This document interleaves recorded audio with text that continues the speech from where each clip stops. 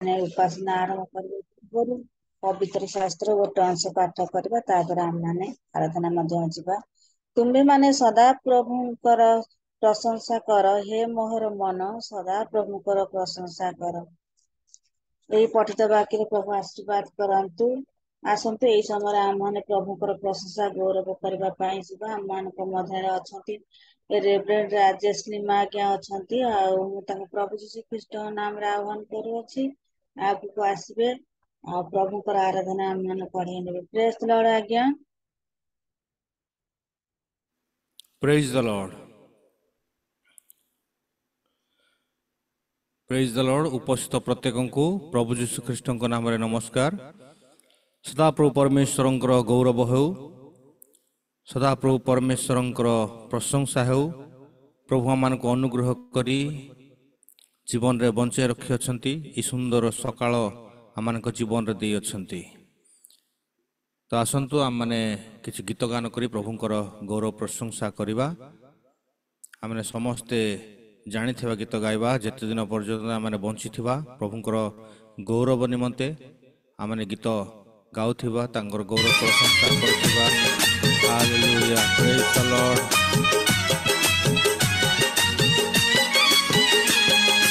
मधुर सुर कुमर सजाइबी गीत कुमर, मधुर सुर कुमर सजाइबी गीत कुमर। जेते दिन थिब जीवन मोर, जेते दिन थिब जीवन मोर गाउथिबी नाम तुमर। मधुर सुर कुमर सजाइबी गीत कुमर, मधुर सुर कुमर सजाइबी गीत कुमर। Hallelujah, praise the Lord. प्रभुंकर गौरव हो। धन्यवाद प्रभु, तुम्हारी गौरव करछु राजा, तुम्हार प्रशंसा करछु। Hallelujah, thank you Lord.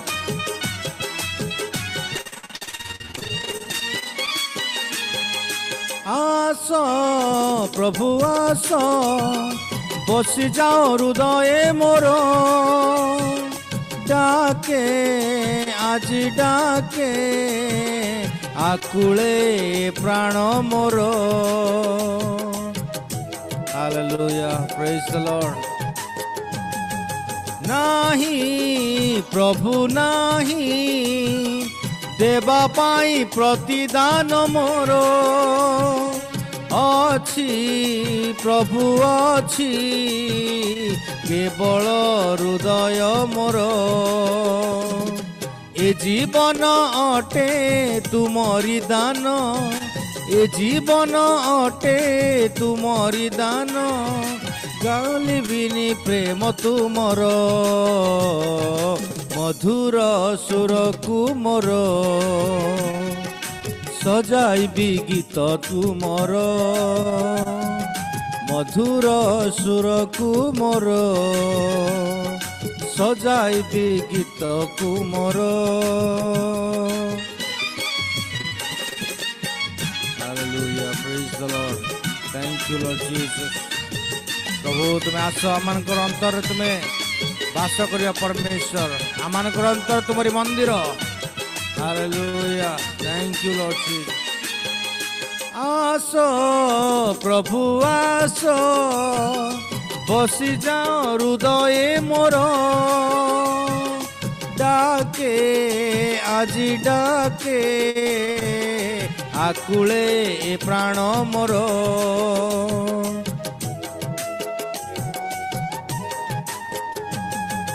आस प्रभु आस, बसी जाओ हृदय मोर, डाके आज डाके आकुले प्राण मोर। मुथिबी प्रभु साथे तुमर, चालुथिबी प्रभु साथे तुमर, छाड़िबनी हाथ मोहर। मधुर सुरकु मोर सजाइबी गीत तुमर मधुर सुरकु मोर सजाइबी गीत तुमर। Hallelujah, praise the Lord. जिते दिन आम बंची थी प्रभुंकर गौरव करूँ, प्रभुंकर प्रशंसा करूँ। आ गोटे गीत गाय मैंने परमेश्वर गौरव करवा, प्रभुंकर प्रशंसा करवा। Hallelujah, thank you Jesus, thank you Jesus. धन्यवाद प्रभु, धन्यवाद। हालेलुया। समस्ते मैंने जानी गीत हिंदी गीत गाय मैंने प्रभुंकर गौरव करवा। मेरे जीवन में यीशु तेरा नाम जलाल पाता रहे। मेरे जीवन में यीशु तेरा नाम जलाल पाता रहे। मेरे जीवन में यीशु तेरा नाम जलाल पाता रहे। मेरे जीवन में यीशु तेरा नाम जलाल पाता रहे। मेरा उठना बैठना, मेरा उठना बैठना, चलना तुझे भाता रहे। मेरे जीवन में यीशु तेरा नाम जलाल पाता रहे। मेरे जीवन में यीशु तेरा नाम जलाल पाता रहे। बेमिसाल है तू, मैं मिसाल बनूं, तू कामिल है मैं भी कमाल बनूं। बेमिसाल है मैं मिसाल बनूं, तू कामिल है मैं भी कमाल बनूं। बेमिसाल है तू, मैं मिसाल बनूं, तू कामिल है मैं भी कमाल बनूं। तू कामिल है मैं भी कमाल बनूं। दुनिया का नूर है यीशु, मेरा राह सजाता रहे। दुनिया का नूर है यीशु, मेरा राह सजाता रहे। Hallelujah, glory. मेरा उठना बैठना, मेरा उठना बैठना, चलना तुझे भाता रहे। मेरे जीवन में यीशु तेरा नाम जलाल पाता रहे। मेरे जीवन में यीशु तेरा नाम जलाल पाता रहे। Hallelujah, praise the Lord. धन्यवाद प्रभु जी, स्तुति करते हैं प्यारे प्रभु जी। मेरे सोच में तू, मेरे ख्वाबों में तू, मेरे सारे सवालों का जवाबों में तू। हालेलुया। मेरे सोच में तू, मेरे ख्वाबों में तू, मेरे सारे सवालों जवाब में तू। मेरे सोच में तू, मेरे ख्वाबों में तू, मेरे सारे सवालों जवाब में तू। मेरे सारे सवालों जवाब में तू। जब भी तुझे पुकारो, तेरा रूह मुझ में आता रहे। आमेन। जब भी तुझे पुकारो, तेरा रूह मुझ में आता रहे। मेरा उठना, मेरा उठना बैठना, मेरा उठना बैठना, चलना तुझे भाता रहे। मेरे जीवन में यीशु तेरा नाम जलाल पाता रहे। मेरे जीवन में यीशु तेरा नाम जलाल पाता रहे। Hallelujah, praise the Lord. धन्यवाद प्रभु जी, स्तुति करते हैं। मेरे प्रिय मोर प्रभुंकर लोक माने गीत रचक कहती मेरा उठना मेरा बैठना, मोर उठिबार मोर बसिबार मोर चालिबार मोर चालीचलन आचार व्यवहार चिंता भावना कार्यकलाप समस्त विषय प्रभुंकर गौरव निमंत हेउ। हालेलुया। जो जन दुष्ट मान मंत्रण चले ना, अबा पापी मान मार्ग रे ठिया हुए ना, कि निंदक मान सभार बसे ना, मात्र सदा प्रभु व्यवस्था जार आमोद थाए से धन्य। हालेलुया। आमानकर बसिबार उठिबार केवल सदा प्रभुंकर गौरव निमंत हेउ। जिंदगी भर तेरे गीत गाता रहूं, तू सुनता रहे मैं सुनाता रहूं। जिंदगी भर तेरे गीत गाता रहूं, तू सुनता रहे मैं सुनाता रहूं। तू सुनता रहे मैं सुनाता रहूं। जब गीत तेरे मैं गाऊं, तेरा रूह मुझ में गाता रहे। जब गीत तेरे में गाऊं, तेरा रूह मुझ में गाता रहे। हालेलुया। मेरा उठना बैठना, मेरा उठना बैठना, चलना तुझे भाता रहे।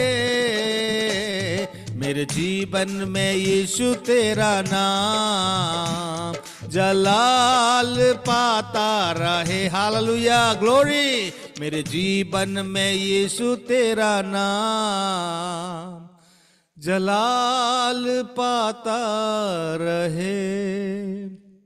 Praise the Lord. प्रभुंकर गौरव हो। मोर प्रिय माने प्रकृत रे प्रभु आमानकु ए जगत मध्यरे ए पृथ्वी मध्यरे जीवित मानक मध्य स्थान देछंती केवल तांकर गौरव करबा पाए, तांकर प्रशंसा करबा पाए।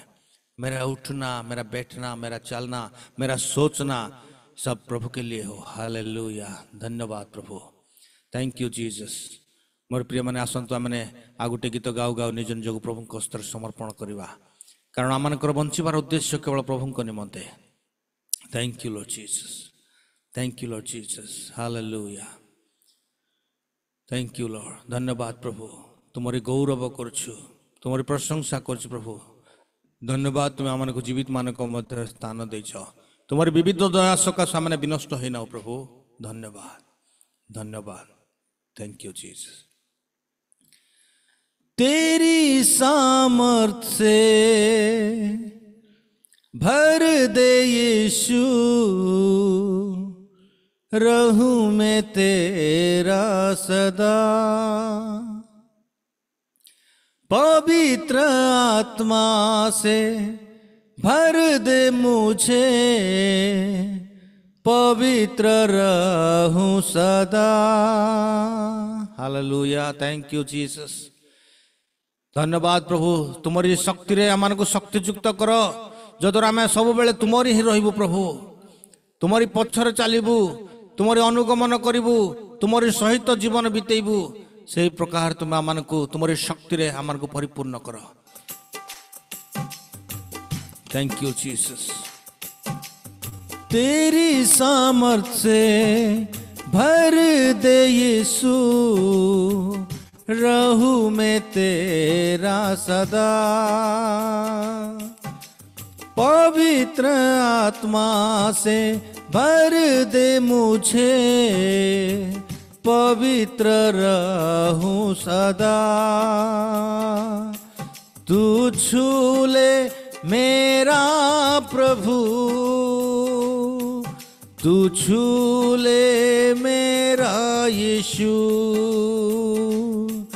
तू छू ले मेरा प्रभु, तू छू ले मेरा यीशु। हर मुश्किल को संभव करने वाला तू ही है मेरा खुदा। हर बीमारी को चंगा करने वाला तू ही है मेरा खुदा। Hallelujah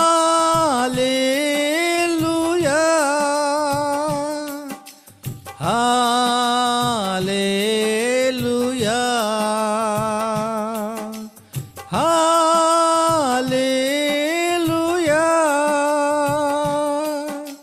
hallelujah hallelujah. हर मुश्किल को संभव करने वाला परमेश्वर हमारा परमेश्वर मेरे प्रियो।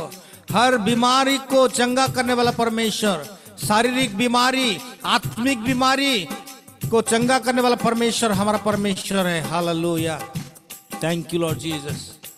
आज मध्य जो माने रोगग्रस्त अछंती, जो मान जीवन में किछि किछि असंभव पर लगे, मोर प्रिय मान निज निजको आम प्रभु को स्तर समर्पण करू। से मुश्किल को, से असंभव विषय को परमेश्वर सम्मुख रखो।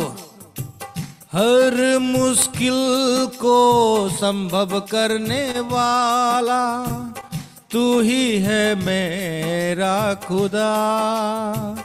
हर बीमारी को चंगा करने वाला तू ही है मेरा खुदा। तू छू ले मेरा प्रभु, तू छू ले मेरा यीशु, तू छू ले मेरा प्रभु, तू छू ले मेरा यीशु। हालेलुया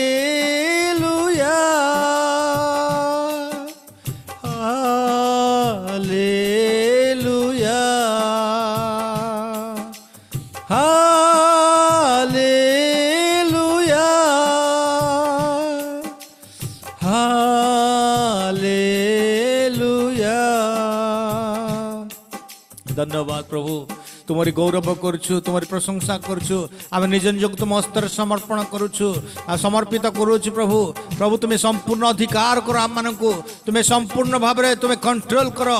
तुम्हारी से अनुग्रह हस्त, आशीर्वाद हस्त और सुस्थकारी हस्त आम मान ऊपर रख बोले तुम निकट में आम निज निजक समर्पण करुछु। राजा आज यही जूम मध्य जो माने प्रभु असुस्थता अनुभव करछंती, से समस्त को तुम हस्ते समर्पण करछु। यीशुंक नाम रे समस्त बीमार चली जाओ, यीशुंक नाम रे समस्त रोग सुस्थ हो जाओ। हालेलुया। कारण तुम्हें सुस्थकारी परमेश्वर। आराधना में है छुटकारा, आराधना में है चंगाई। प्रभु ये आराधना समय तुम्हें आश्चर्य कार्य कर। जो मान जीवन में कौन सी विषय असंभव पर लगे, यीशुंक नाम रे ताहा सफलीकृत हो बोले तुम निकट प्रार्थना करछु। Hallelujah. Thank you Lord Jesus. धन्यवाद धन्यवाद। आम समस्ते हस्त उत्तोलन करी ए कोरस गाइबा। Hallelujah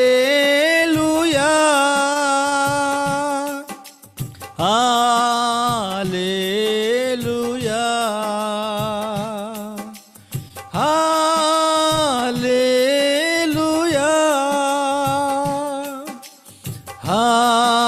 hallelujah. Praise the Lord. धन्यवाद प्रभु। आज जो मानकर पिला मानक निमंते चिंता, पिला माने की प्रकार पाठ पढ़िबे, पिला मानकर कैरियर की प्रकार हेबो, पिला मानकर भविष्य की प्रकार हेबो, पिला मानकर बाहाघर की प्रकार हेबो। प्रभु तुम ठारे कौन विषय संभव नुहे, यीशुंक नाम रे समस्त विषय संभव अटे। Hallelujah. Thank you Lord Jesus. धन्यवाद प्रभु। तुम हस्तर आम निज निज समर्पण करछु। ए जूम उपासना रे, रियल मिनिस्ट्री जूम उपासना जत जन आम जोग देछु, प्रत्येक को तुम हस्तर समर्पण करछु। प्रत्येक जीवन द्वारा केवल तुम्हें महिमा पाओ, तुम्हें गौरव पाओ। आमनकर बंचिबार उद्देश्य प्रभु तुम्हारे गौरव निमंते हो। हालेलुया। तुम्हारी उपस्थिति आमनक मध्य देइछ, सेति पाए तुमर कोटि कोटि धन्यवाद करछु। सकल आदर महिमा गौरव पूजा प्रशंसा केवल केवल तुमको दे यीशुंक नाम रे उत्सर्ग कलु पिता। Amen amen. Praise the Lord. बहुत बहुत धन्यवाद।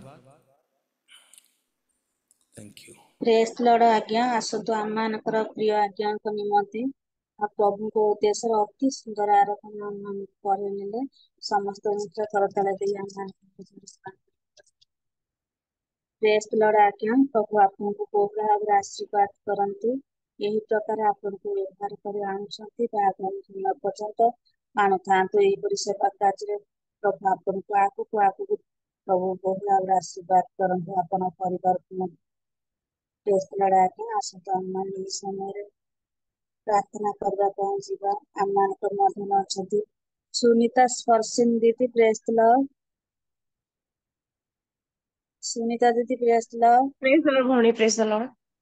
ପ୍ରେଜ ଦ ଲର୍ଡ ଦିଦି, ଆପଣ ବିଶେଷ ଭାବରେ ପ୍ରାର୍ଥନା କରନ୍ତୁ। ଆମର ରେଭରେଣ୍ଡ ରାଜଶ୍ରୀ ଆଜ୍ଞାଙ୍କ ନିମନ୍ତେ ଅତି ସୁନ୍ଦର ଭାବରେ ଆରାଧନାରେ ପଳେଇ ନେଇଛନ୍ତି। ବାକ୍ୟ ନେଇ ଆସୁଥିବା ମିଥୁନ ଆଜ୍ଞାଙ୍କ ନିମନ୍ତେ ପ୍ରାର୍ଥନା କରନ୍ତୁ। ଆମେ ଯେତେ ଜଣ ଯୋଡି ହେଇଛୁ ଆମ ସମସ୍ତଙ୍କ ନିମନ୍ତେ ପ୍ରାର୍ଥନା କରନ୍ତୁ। ପ୍ରଭୁ ଯେପରି ଆମ ସୁସ୍ଥ ଆତ୍ମା ମନ ଦେବେ ଏଥି ନିମନ୍ତେ ମଧ୍ୟ ପ୍ରାର୍ଥନା କରନ୍ତୁ। ଧନ୍ୟବାଦ ଭଉଣୀ ସୁଯୋଗ ଦେଇଥିବାର। ଜୁମରେ ଉପସ୍ଥିତ ସମସ୍ତଙ୍କୁ ପ୍ରେଜ ଦ ଲର୍ଡ। ଆସନ୍ତୁ ଆମେ ପ୍ରାର୍ଥନା କରିବା। ହାଲେଲୁୟା। ଧନ୍ୟବାଦ ସନ୍ନ୍ୟାଧିପତି ସଦାପ୍ରଭୁ ପରମେଶ୍ୱର, ତୁମର ମହାନାମର ଧନ୍ୟବାଦ କରୁଛି ଏଇ ପ୍ରାତଃ ସମୟ ନିମନ୍ତେ ରାଜା। ରାତ୍ରର ଆପଦ ବିପଦରେ, ରୋଗ ସଙ୍କଟରେ, ମୃତ୍ୟୁ ମୁଖରୁ ରକ୍ଷା କଲ। ଆଉ ଗୋଟେ ନୂଆ ଦିନ ଆମମାନଙ୍କର ଜୀବନରେ ଯୋଡିଦେଲ ପିତା। ପୁଣି ଧନ୍ୟବାଦ ଦଉଛି ପିତା ଏଇ ସୁନ୍ଦର ସହଭାଗିତା ନିମନ୍ତେ ପ୍ରଭୁ। ଆମେ ଯେତେ ଜଣ ପ୍ରଭୁ ଆଜି ଜୁମରେ ଯୋଡି ହେଇଛୁ ପ୍ରଭୁ, ଆମ ସମସ୍ତଙ୍କୁ ପ୍ରଭୁ ତୁମେ ନୂଆ ଦିନ ଦେଖିବାକୁ ଦେଇଛ, ଉତ୍ତମ ସ୍ୱାସ୍ଥ୍ୟ ଦେଇଛ ବାପା, ସେଥିପାଇଁ ଧନ୍ୟବାଦ କରୁଛି। ଏତେବେଳେ ପ୍ରାର୍ଥନା କରୁଛି ତୁମରି ଦାସୀ ପ୍ରଭୁ ଯେଉଁ ସବୁ ପ୍ରାର୍ଥନା ରିକ୍ୱେଷ୍ଟ ତୁମ ଚଞ୍ଚଳରେ ରଖିଛନ୍ତି ପ୍ରଭୁ, ତାହା ପ୍ରଭୁ ମାଗିବା ଆଗରୁ ତୁମେ ଜାଣିଛ ପ୍ରଭୁ, ସେଥିପାଇଁ ଧନ୍ୟବାଦ କରୁଛି ପ୍ରଭୁ। ଏତେବେଳେ ଆମେ ଧନ୍ୟବାଦ ଦଉଛୁ। ପୁଣି ପ୍ରାର୍ଥନା କରୁଛୁ ତୁମରି ପ୍ରିୟ ଦାସ ପ୍ରଭୁ ରାଜଶ୍ରୀମା ଭାଇଙ୍କ ନିମନ୍ତେ ପ୍ରଭୁ, ତୁମେ ତାଙ୍କୁ ଆଶୀର୍ବାଦ କର, ଅନୁଗ୍ରହ କର, ଦୟା କର ପ୍ରଭୁ। ଧନ୍ୟବାଦ ଦଉଛୁ ପ୍ରଭୁ ତୁମେ ତାଙ୍କୁ ପ୍ରଭୁ ତାଙ୍କର ସେବାରେ ଆଶୀର୍ବାଦ କର ପ୍ରଭୁ। ସେ ବର୍ତ୍ତମାନ ନୂଆ ଜାଗାରେ ଅଛନ୍ତି ପିତା ପରମେଶ୍ୱର ପ୍ରଭୁ, ସେହି ସ୍ଥାନରେ ମଧ୍ୟ ତୁମେ ତାଙ୍କୁ ବ୍ୟବହାର କର ରାଜା।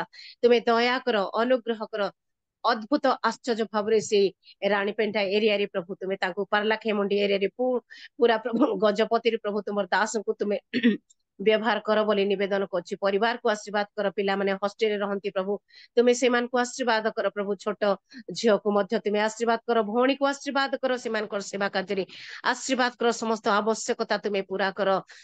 ଧନ୍ୟବାଦ ଅଛି ତାଙ୍କର ପ୍ରଭୁ ସମର୍ପିତ ଜୀବନ ନିମନ୍ତେ ମୁଁ ଧନ୍ୟବାଦ କରୁଛି। ବହୁଳ ଭାବରେ ତୁମେ ତାଙ୍କୁ ଶାରୀରିକ, ଆତ୍ମିକ, ମାନସିକ, ପାରିବାରିକରେ ତୁମେ ପ୍ରଚୁର ଭାବରେ ଆଶୀର୍ବାଦ କର ବୋଲି ପ୍ରଭୁ ଆମେ ନିବେଦନ କରୁଛୁ। ଧନ୍ୟବାଦ ଦଉଛୁ। ସୁନ୍ଦର ଆରାଧନା କରି ସେ ତୁମରି ମହିମା ପ୍ରଶଂସା କରି ଆମମାନଙ୍କୁ ଆରାଧନା ମଧ୍ୟକୁ କଢାଇ ନେଲେ, ସେଥିପାଇଁ ଧନ୍ୟବାଦ କରୁଛି ରାଜା। ଏତେବେଳେ ପ୍ରାର୍ଥନା କରୁଛି ଆଜିର ବାକ୍ୟ ନେଇ ଆସୁଥିବା ତୁମର ପ୍ରିୟ ଦାସ ମିଥୁନ ଭାଇଙ୍କୁ ତୁମ ତୀରେ ସମର୍ପଣ କରୁଛି ପ୍ରଭୁ। ତୁମେ ତାଙ୍କୁ ପ୍ରଭୁ ମସ୍ତକରୁ ତଳିପା ପର୍ଯ୍ୟନ୍ତ ଅଭିଷେକ କର। ଯେଉଁ ବାକ୍ୟକୁ ସେ ଆଜି ପ୍ରସ୍ତୁତ କରିଛନ୍ତି ପ୍ରଭୁ ଆମମାନଙ୍କର ଗହଣରେ ପ୍ରକାଶ କରିବା ପାଇଁ, ସେହି ବାକ୍ୟ ଦେଇ ତୁମେ ତାଙ୍କୁ ପୁଣି ଆମକୁ ମଧ୍ୟ ତୁମେ କଥା କହ, ପ୍ରକାଶନକୁ ଦିଅ ପିତା ପରମେଶ୍ୱର ପ୍ରଭୁ। ଦୟା କର, ଅନୁଗ୍ରହ କର। ତାଙ୍କର ଇଣ୍ଟରନେଟ ନିମନ୍ତେ ପ୍ରାର୍ଥନା କରେ, ତାଙ୍କର ଇଣ୍ଟରନେଟକୁ ପ୍ରଭୁ ତୁମେ ଆଶୀର୍ବାଦ କର, ଯେପରି ଇଣ୍ଟରନେଟ କ୍ଲିୟର ତାଙ୍କୁ ମିଳିବ ପିତା, ଆଉ ଆମେ କ୍ଲିୟର ଭାବରେ ବାକ୍ୟ ଶୁଣିବାକୁ ପାରିବୁ। ତୁମେ ଅନୁଗ୍ରହ କର ତାଙ୍କର ଇଣ୍ଟରନେଟକୁ। ଭାଇକୁ ପ୍ରଭୁ ତୁମରି କଣ୍ଟ୍ରୋଲରେ ତୁମେ ନିଅ, ତାଙ୍କର ସେବା କାର୍ଯ୍ୟରେ ଆଶୀର୍ବାଦ କର, ଅନୁଗ୍ରହ କର, ଅଭିଷେକକୁ ଦିଅ ପିତା ପରମେଶ୍ୱର ପ୍ରଭୁ। ପ୍ରବୀଣା ଭଉଣୀକୁ ଆଶୀର୍ବାଦ କର, ସୁନ୍ଦର ଭାବରେ ସେ ପରିଚାଳନା କରୁଛନ୍ତି ପ୍ରଭୁ। ତୁମେ ଭଉଣୀକୁ ଆହୁରି ତୁମର ମହିମା ନିମନ୍ତେ ବ୍ୟବହାର କର, ପରିବାରକୁ ଆଶୀର୍ବାଦ କର, ସବୁ ବିଷୟରେ ତୁମେ ତାଙ୍କୁ ଆଶୀର୍ବାଦ ଅନୁଗ୍ରହ କର। ଉପସ୍ଥିତ ପ୍ରତ୍ୟେକଙ୍କୁ ଆଶୀର୍ବାଦ କର। ପିଟର ଭାଇଙ୍କ ନିମନ୍ତେ ଧନ୍ୟବାଦ, এই ପ୍ଲାଟଫର୍ମ ନିମନ୍ତେ ଧନ୍ୟବାଦ କରୁଛି। ସମସ୍ତଙ୍କୁ ତୁମତେ ସମର୍ପଣ କରୁଛି। ବିଶେଷ କରି ଆଜି ଆରାଧନା କରିଥିବା ରାଜଶ୍ରୀ ମା ଭାଇଙ୍କୁ, ପୁଣି ମିଥୁନ ଭାଇଙ୍କୁ ବାକ୍ୟ ନେଇ ଆସିବେ, ପୁଣି ପ୍ରବୀଣା ଭଉଣୀଙ୍କୁ, ପୁଣି ଆମେ ଉପସ୍ଥିତ ପ୍ରତ୍ୟେକଙ୍କୁ ତୁମ ହସ୍ତରେ ସମର୍ପଣ କରୁଛି। ବିଶେଷ କରି ପ୍ରତ୍ୟେକଙ୍କର ଡିଭାଇସକୁ ଆଶୀର୍ବାଦ କର, ଇଣ୍ଟରନେଟକୁ ତୁମେ ଆଶୀର୍ବାଦ କର, ଯେପରି ଉତ୍ତମ ଭାବରେ ଧୀର ସ୍ଥିର ଭାବରେ ଆମେ ବାକ୍ୟ ଶୁଣିବାକୁ ପାରିବୁ ତୁମେ ଅନୁଗ୍ରହ କର। ଆଗାମୀ ସମସ୍ତ ବିଷୟକୁ ଆମମାନଙ୍କର ମନ, ଆତ୍ମା, ପ୍ରାଣ, ଶରୀରକୁ ତୁମ ତୀରେ ସମର୍ପଣ କରି ଧନ୍ୟବାଦ ପ୍ରାର୍ଥନା ଯୀଶୁଙ୍କ ନାମରେ ମାଗିଲେ ଶୁଣଦାରେ ଗ୍ରହଣ କର। ଆମେନ୍ ଆମେନ୍। ଧନ୍ୟବାଦ ଭଉଣୀ ସୁଯୋଗ ଦେଇଥିବାରୁ। ପ୍ରେଜ ଦ ଲର୍ଡ ଦିଦି, ଆପଣଙ୍କୁ ପ୍ରଭୁ ବହୁ ଭାବରେ ଆଶୀର୍ବାଦ କରନ୍ତୁ। ବଜର ସହିତ ପ୍ରତ୍ୟେକ ବିଷୟ ପ୍ରାର୍ଥନାରେ କହି ନେଲେ, ସେଥିପାଇଁ ପ୍ରଭୁ ଆପଣଙ୍କୁ, ଆପଣଙ୍କ ପରିବାରକୁ ଆଶୀର୍ବାଦ କରନ୍ତୁ। ଆସନ୍ତୁ ଆମମାନେ ଏଇ ସମୟରେ ଯଦି ସଠିକ ଜାଗାରେ ଅଛୁ, ତାହେଲେ ପ୍ରଭୁଙ୍କ ଉଦ୍ଦେଶ୍ୟ ନିମନ୍ତେ, ତାଙ୍କର ବାକ୍ୟ ଶୁଣିବା ନିମନ୍ତେ ଆମମାନେ ଭିଡ଼ିଓ ଅନ୍ କରିବା। ଆଉ ଆମେ ଅତି ସୁନ୍ଦର ଆରାଧନା ମଧ୍ୟ କରିଗଲୁ, ଅତି ସୁନ୍ଦର ପ୍ରାର୍ଥନା ମଧ୍ୟ କରିଗଲୁ। ଏଇ ସମୟ ଆମମାନଙ୍କ ନିମନ୍ତେ ଅତି ଗୁରୁତ୍ୱପୂର୍ଣ୍ଣ ସମୟ ଅଟେ, କାହିଁକି ନା ପରମେଶ୍ୱରଙ୍କ ମୁଖ୍ୟ ନିଃସୃତ ବାକ୍ୟ ଆମମାନେ ଶୁଣିବା ପାଇଁ ଯାଉଅଛୁ। ଆମମାନଙ୍କ ମଧ୍ୟରେ ରେଭରେଣ୍ଡ ମିଥୁନ ରାଜକୁମାର ଆଜ୍ଞା ଅଛନ୍ତି। ମୁଁ ତାଙ୍କୁ ପ୍ରଭୁ ଯୀଶୁଖ୍ରୀଷ୍ଟ ନାମରେ ଆହ୍ୱାନ କରୁଅଛି, ଆଗକୁ ଆସିବେ, ପ୍ରଭୁଙ୍କର ଜୀବନ୍ତ ବାକ୍ୟରେ କଢେଇ ନେବେ। ଆଜ୍ଞା ଆସିବା ସମୟରେ ଆମେ ସମସ୍ତେ ତାଙ୍କୁ ପ୍ରଭୁଙ୍କ ଉଦ୍ଦେଶ୍ୟରେ ଉଚ୍ଚ କଳାକାର ଦିବ୍ୟ ପ୍ରଭୁଙ୍କ ଦାସକୁ ଆମେ ସ୍ୱାଗତ କରିବା। Yes, Lord, ଆଜ୍ଞା। ପ୍ରେଜ୍ ଦ ଲର୍ଡ ଦିଦି।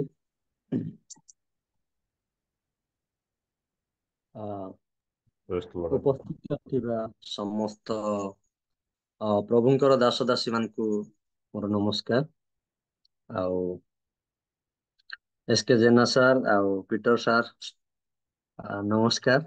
ଆଉ ଏଠାରେ ଥିବା ସମସ୍ତ ପରୀକ୍ଷା ଆଜ୍ଞା ଅଛନ୍ତି, ରାଜେଶ ଲିମା ଆଜ୍ଞା ଅଛନ୍ତି, ସୁନିତା ଦିଦି ଅଛନ୍ତି। ମୋର ଟିକେ ଏଠି ବିଜୁଳି ପ୍ରୋବ୍ଲେମ ହେଇଯାଇଛି। ଆଉ ରାତିରେ ବିଜୁଳି କଟିଗଲା, ଏପର୍ଯ୍ୟନ୍ତ ବି ଆସିନାହିଁ। ଆଉ ତାପରେ ଇନଭର୍ଟର ତାର ବ୍ୟାଟେରୀ ବି ଖତମ ହେଇଯାଇଛି। ତ ପ୍ରୋବ୍ଲେମ ସେଇଟା ହେଇଛି। ଆଉ କ୍ଷମା କରିବେ ସେଥିପାଇଁ ଯଦି କିଛି କୌଣସି ପ୍ରୋବ୍ଲେମ ହୁଏ। ଏଟା ଆମର ଟର୍ଚ ଅଛି ତା ଦ୍ୱାରା ଲଗେଇ ମୁଁ ଆଗକୁ ଆସିଛି। ଆଉ ପ୍ରଭୁଙ୍କୁ ଧନ୍ୟବାଦ ଯେ ପ୍ରଭୁ ଆମମାନଙ୍କୁ ପୁନର୍ବାର ଏକ ସୁନ୍ଦର ସୁଯୋଗ ଦେଇଛନ୍ତି। ଆଉ ପ୍ରଭୁଙ୍କର ବାକ୍ୟ ନିମନ୍ତେ ଆଉ ଏ ପ୍ରକାର ସୁନ୍ଦର ସୁଯୋଗ ନିମନ୍ତେ ମୁଁ ପ୍ରଭୁଙ୍କୁ ଧନ୍ୟବାଦ ଦେଉଛି। ଆଉ ପିଟର ଆଜ୍ଞାଙ୍କୁ ବି ମଧ୍ୟ ଧନ୍ୟବାଦ ଦଉଛି ଯେ ସେ ଆଜକୁ ବୋଧେ ଅଗଷ୍ଟ ମାସରେ ମୁଁ ଥରେ ଆସିଥିଲି। ତାପରେ ଏଟା ଦ୍ୱିତୀୟ ବାର। ପ୍ରଭୁ ତାଙ୍କୁ ଗତ ସପ୍ତାହରେ ଏଇ ସପ୍ତାହରେ ସୋମବାର ଦିନ ଆମେ କଥା ହେଲୁ। ପ୍ରଭୁଙ୍କର ବାକ୍ୟ କିଛି ଦିଅନ୍ତୁ। ତ ମୁଁ କହିଲି ନିଶ୍ଚୟ ଆଉ ସମୟ ବାହାର କରିବି। ତ ପ୍ରଭୁଙ୍କୁ ଧନ୍ୟବାଦ। ଆଉ ଆଜିର ବିଷୟ ଆମେ ଯିବା ପୂର୍ବରୁ ଆଜିର ବିଷୟ ଅଛି ଯେ ମୋର ସାକ୍ଷ୍ୟ ବି ମୁଁ ସେଥିରେ ଇନକ୍ଲୁଡ କରିବି ଆଉ ସାମିଲ କରିବି। ଆଉ ଆଜିର ବାକ୍ୟକୁ ବି ଆମେ ଶୁଣିବା ଯେ ପ୍ରଭୁ ଆଜି ଆମମାନଙ୍କ ନିମନ୍ତେ କଣ ଶିକ୍ଷା ରଖିଛନ୍ତି। ଆଉ ମୁଁ ଆଶା କରୁଛି ଅଧିକାଂଶ ସେବକ ଆଉ ସେବିକା ମାନେ ଏଠାରେ ଅଛନ୍ତି। ତ ସେଇ ଅନୁସାରେ ମୁଁ ଈଶ୍ୱରଙ୍କ ବାକ୍ୟ ଆଉ ମୋ ଜୀବନରେ ଘଟିଥିବା ଘଟଣା ଆଉ ସମ୍ପୂର୍ଣ୍ଣ ସାକ୍ଷ୍ୟ ମୋର ସେବା କାର୍ଯ୍ୟ ସମ୍ପୂର୍ଣ୍ଣ ରୂପେ ମୁଁ ଆପଣ ମାନଙ୍କୁ ଜଣାଇବି। ତ ଆସନ୍ତୁ ଆମେ ଆଜିର ଶିକ୍ଷା ଆଡକୁ ଯିବା। ଆସନ୍ତୁ ମୁଁ ଚୟନ କରିଛି ଦ୍ୱିତୀୟ ସାମୁଏଲ ତାର 23 ଅଧ୍ୟାୟ। ଦ୍ୱିତୀୟ ସାମୁଏଲ ତାର 23 ଅଧ୍ୟାୟ 14 ପଦ ଠାରୁ 17 ପଦ ପର୍ଯ୍ୟନ୍ତ ଆମେ ପାଠ କରିବା।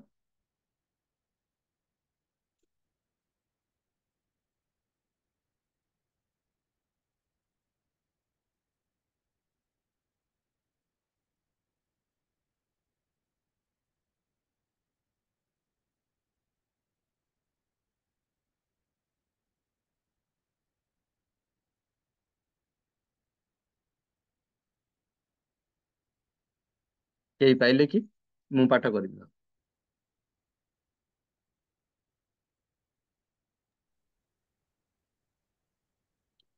ସେହି ସମୟରେ ଦାଉଦ ଦୁର୍ଗମ ସ୍ଥାନରେ ଥିଲେ ଓ ପେଲେଷ୍ଟିୟ ମାନଙ୍କ ପ୍ରହରୀ ସୈନ୍ୟ ଦଳ ବେଥଲେହମରେ ଥିଲେ।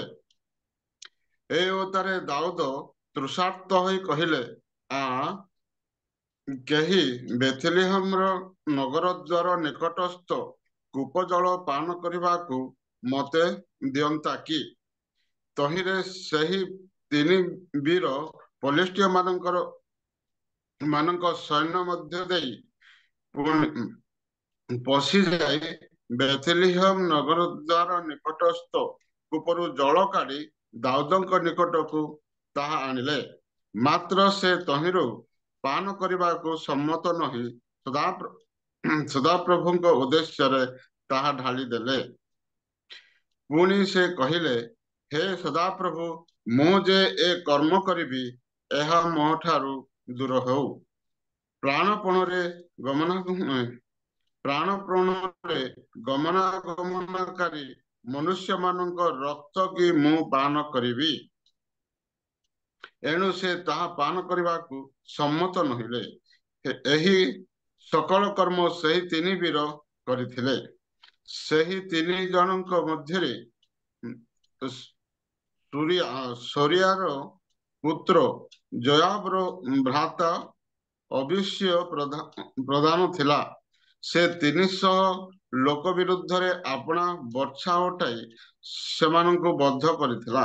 ଏଣୁ ସେ ଏହି ତିନିଙ୍କ ମଧ୍ୟରେ ନାମ ପାଇଲା।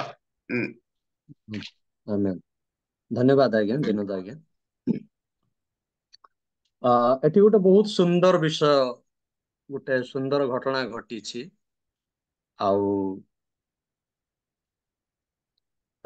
ଏଠାରେ ଗୋଟେ ସୁନ୍ଦର ଘଟଣା ଘଟିଛି ଆଉ ଦାଉଦଙ୍କ ଜୀବନରେ। ଆଉ ସେଇ ଘଟଣାଟି ଗୋଟେ ଇତିହାସରେ ମଧ୍ୟ ପରିଣତ ହେଇଛି। ତ ଆମେ ସେଇ ବିଷୟକୁ ଆଜି ଆଲୋଚନା କରିବା।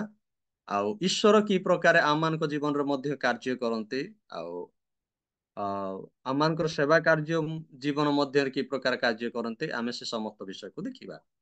ତ ଏଠି ଆମେ ଗୋଟେ ବିଷୟ ଦେଖୁଛୁ ଯେ ଯେତେବେଳେ ଏଇ ଘଟଣାଟି କେତେବେଳେ ଘଟିଥିଲା, ଆମେ ଯେଉଁମାନେ ବାଇବେଲ ପାଠ କରୁଛୁ ଅଧିକାଂଶ ତ ଆମେ ପାଳକ ଆଉ ସେବକ ମାନେ ଏଠାରେ ଅଛୁ।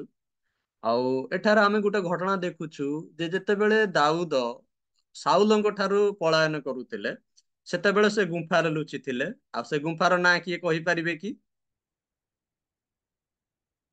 ଯଦି କେହି ପାଠ କରିଛନ୍ତି ସେ ଗୁମ୍ଫାର ନାଁ କେହି କହିପାରିବେ କି?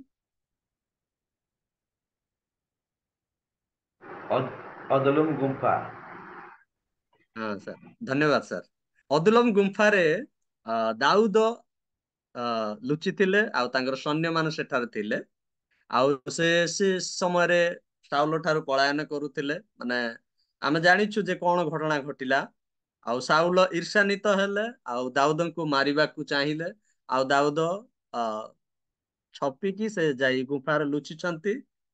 ଆଉ ସେଇ ସମୟରେ କଣ ହେଲା ନା ଦାଉଦ ଆଉ ତାଙ୍କର ସୈନ୍ୟ ମାନେ ମଧ୍ୟ ପଲେଷ୍ଟିୟ ମାନଙ୍କ ସହିତ ଯୁଦ୍ଧରେ ସେଇ ଅଭିଯାନରେ ଥିଲେ। ମାନେ ସେମାନଙ୍କ ସହିତ ଯୁଦ୍ଧ ବି ସେମାନଙ୍କର ଚାଲିଥିଲା। ଆଉ ସେଇ ସମୟରେ ପଲେଷ୍ଟିୟ ମାନେ ସେଇ ବେଥଲିହିମ୍ ନଗରରେ ଘେରାଉ ଥିଲା ସେମାନଙ୍କର। ଆଉ ସେଇ ବେଥଲିହିମ୍ ଆମେ ଜାଣିଛୁ ଯେ ପରବର୍ତ୍ତୀ ସମୟରେ ବେଥଲିହିମକୁ ଦାଉଦ ନଗର ବୋଲି କାହିଁକି କୁହାଯାଉଛି। ଆଉ ସମସ୍ତେ ଜାଣିଛନ୍ତି ଯେ ବେଥଲିହିମ୍ ହଉଛି ଦାଉଦର ନଗର। କିନ୍ତୁ ଏଠି ଆମେ ଗୋଟେ ବିଷୟ ଦେଖୁଛୁ, ଦାଉଦ ଯେତେବେଳେ ଗୁମ୍ଫାରେ ଅଛନ୍ତି ତାଙ୍କୁ ତୃଷା ଲାଗୁଛି। ଏଠି ବାଇବେଲ ପ୍ରକାଶ କରୁଛି ଆମମାନଙ୍କୁ ଯେ ଦାଉଦଙ୍କୁ ତୃଷା ଲାଗୁଛି, ମାନେ ଶୋଷ ଲାଗୁଛି। ଆଉ ସେ କହୁଛନ୍ତି, ଆହା କିଏ ମତେ ସେ ବେଥଲିହିମକୁ ପର, ନଗର ଦ୍ୱାରକୁ ପର ଜଳ ମତେ ଆଣି ଦିଅନ୍ତା କି? କେତେ ସୁନ୍ଦର ବିଷୟ। ମୋର ପ୍ରଶ୍ନ ଏଠି, ଦାଉଦଙ୍କର ତୃଷା କଣ ପାଇଁ ବେଥଲିହିମର କୂପ ପ୍ରତି? କାହିଁକି? କାହିଁକି ସେ ଏତେ ଶୋଷିଲା? କଣ ପାଣି ଆଉ କୌଣସି ସେଠି ନାହିଁ? କଣ ଜଳ ଆଉ କୌଣସି ସ୍ଥାନରେ ନଥିଲା କି? ପ୍ରଶ୍ନ। କି ପାଣିରେ କିଛି ଅନ୍ୟ କୌଣସି ଏମିତି ସ୍ଵାଦ ଅଛି କି? ଆପଣ ମାନେ କହିପାରିବେ ଯେ ଆମ ଅଞ୍ଚଳର ପାଣି ଅଲଗା ସ୍ଵାଦ, ଆପଣଙ୍କ ଅଞ୍ଚଳର ପାଣି ସ୍ଵାଦ ଅଲଗା। ବେଥଲିହିମର ପାଣି ସ୍ଵାଦ ଅଲଗା, ସେ ଯୋଉ ସ୍ଥାନରେ ଥିଲେ ସେ ପାଣିର ସ୍ଵାଦ ଅଲଗା। ପାଣିର କିଛି ସ୍ଵାଦ ଅଛି କି? କେହି କହିପାରିବେ? ନାଇଁ। କିନ୍ତୁ ତାଙ୍କୁ ତୃଷା ଲାଗୁଛି ବେଥଲିହିମର କୂପ ପାଇଁ। ଏହା ଗୋଟେ ହୃଦୟସ୍ପର୍ଶୀ ଘଟଣା ଘଟିଛି ଇତିହାସରେ ଆଉ ଦାଉଦଙ୍କ ଜୀବନରେ। ଆଉ ଆମେ ଜାଣିଛୁ ଯେ ବେଥଲିହିମ୍ ଗୋଟେ ଏମିତି ସ୍ଥାନ, ସେଠି ଦାଉଦଙ୍କର ଜନ୍ମ ହେଇଥିଲା।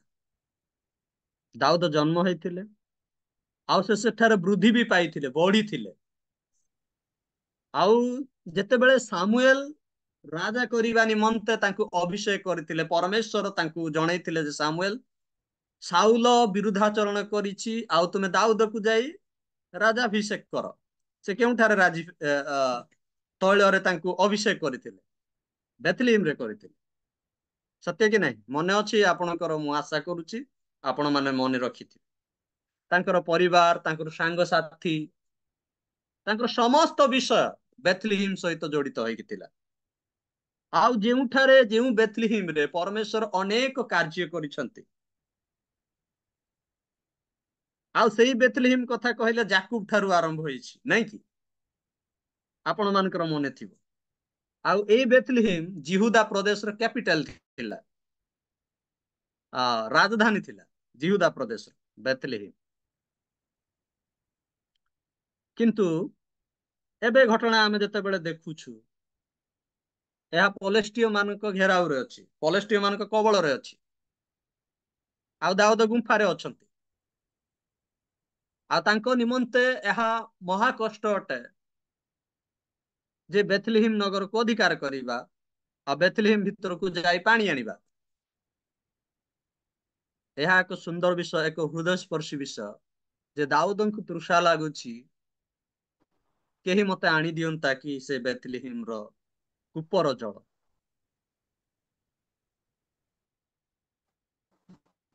କାହିଁକି ଦାଉଦଙ୍କର ଲାଳସା ବେଥଲେହେମର କୂପ ନିମନ୍ତେ କାହିଁକି ହେଉଥିବ? ତାଙ୍କର ସମସ୍ତ ଭାବନା ଜଡିତ ଅଛି, ତାଙ୍କର ସମସ୍ତ ସ୍ମରଣ, ସେ ସବୁ ବିଷୟ ସ୍ମରଣ କରୁଛନ୍ତି। ସେ କୂପର ବିଷୟ, ସେ ବେଥଲେହେମର ବିଷୟ ସେ ସ୍ମରଣ କରୁଛନ୍ତି।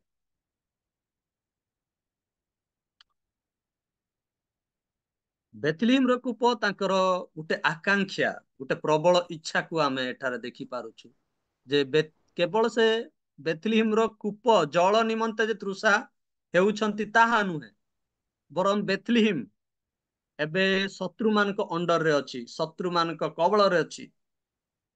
ତାହା ନିମନ୍ତେ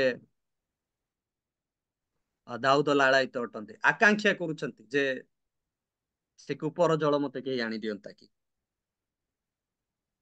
ତେଣୁ ଆମେ ଗୋଟେ ବିଷୟ ଏଠାରେ ଦେଖି ପାରୁଛୁ ଯେ ଦାଉଦଙ୍କର ଏହି ପ୍ରବଳ ଇଚ୍ଛା ଭିତରେ ଛପି ରହିଛି ବହୁତ ବଡ ରହସ୍ୟ, ବହୁତ ବଡ ରହସ୍ୟ। କେବଳ ଯେ ତାଙ୍କୁ ତୃଷା ଲାଗୁଛି ତା ନୁହେଁ, ବରଂ ତାଙ୍କର ପ୍ରବଳ ଇଚ୍ଛା ଭିତରେ ଆମେ ବହୁତ ଘଟଣା ଦେଖିପାରୁଛୁ। କିଛି ବିଷୟ ରହିଛି ଯେଉଁଟା କି ଯାହାକି ଇତିହାସ ସହିତ ଜଡିତ ଅଛି। ଆମେ ଜାଣିଛୁ ସେଇ ବେଥଲେହେମ ନଗର ଭିତରେ କିଏ ଜନ୍ମ ହେଇଥିଲେ?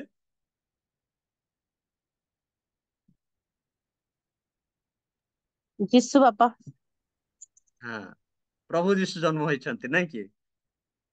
ଆମେ ସମସ୍ତେ ଜାଣିଛୁ। ତ ଏଇ ବେଥଲେହେମ ଗୋଟେ ଇତିହାସ। ଏ ବେଥଲେହେମ କେବଳ ଇତିହାସ ନୁହେଁ, ଏହା ଈଶ୍ୱରଙ୍କର ଏମିତି ଗୋଟେ ସ୍ଥାନ ଯେଉଁଠାରେ କି ଭବିଷ୍ୟତରେ ପ୍ରଭୁ ଯୀଶୁ ସେଇ ଦେଇ ଆସୁଛନ୍ତି। ଆଉ ସେଇ ବେଥଲେହେମ ନିମନ୍ତେ, ସେଇ ବେଥଲେହେମର କୂପ ନିମନ୍ତେ, ସେ ବେଥଲେହେମର ସ୍ଥାନ ନିମନ୍ତେ ଆମେ ଦାଉଦଙ୍କର ଲାଳସାକୁ ଦେଖିପାରୁଛୁ, ତାଙ୍କର ଆକାଂକ୍ଷାକୁ ଦେଖିପାରୁଛୁ, ଆଉ ତାଙ୍କର ତୃଷାକୁ ଆମେ ଦେଖିପାରୁଛୁ ଯେ ଦାଉଦ କି ପ୍ରକାର ତୃଷିତ ଅଟନ୍ତି। ସତ୍ୟ କି ନାହିଁ? ବହୁତ ସୁନ୍ଦର ବିଷୟ। କିନ୍ତୁ କଣ କରିବେ ଦାଉଦ? ହତାଶ, ଚାରା ନାହିଁ, ବାଟ ନାହିଁ, ହତାଶ ଭଳି କହୁଛନ୍ତି, ଆହା କିଏ ଆଣି ଦିଅନ୍ତା କି। ଏମିତି କହୁଛନ୍ତି କି ଯେ କିଏ ଆଣିଦବ, ଏମିତି କହୁଛନ୍ତି କି? ଦାଉଦ କେମିତି କହୁଛନ୍ତି ହତାଶ ଭାବରେ, ଆହା କିଏ ଆଣି ଦିଅନ୍ତା କି। ମୁଁ ଆଶା କରୁଛି ଆଉ ମୋର ଅଡିଓ ଠିକ ଅଛି ବୋଲି।